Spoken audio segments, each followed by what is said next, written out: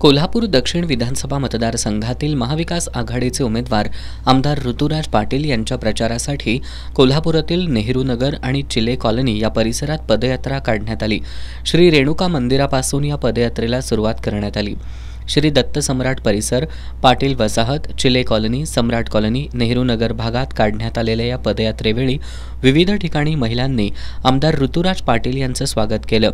या पदयात्रेत श्री दत्त सम्राट तरुण मंडळ, कृष्णाई तरुण मंडळ, श्रीराम तरुण मंडळ, श्री सिद्धिविनायक सम्राट तरुण मंडळ, विधायक युवा संघटना, कामगार चाळ मंडळ, ज्योतिर्लिंग नगर तरुण मंडळ, Vishwakarma housing society, fighters group, धाडस ग्रुप, मावळा ग्रुप यांचे पदाधिकारी आणि कार्यकर्ते सहभागी झाले होते। यावेळी माजी नगरसेविका अश्विनी बारामते, अरुण बारामते, प्रसन्न वैद्य, सागर गोरे, विजय पाटील, मंदार यादव, राजू माने, विशाल तपकिरे, उमेश यादव, किरण मोरे, ओमकार बंडी, विराज बांदवडेकर, शुभम साळुंखे, अनिरुद्ध बुरके, कपिल जाधव, अजित केसरकर,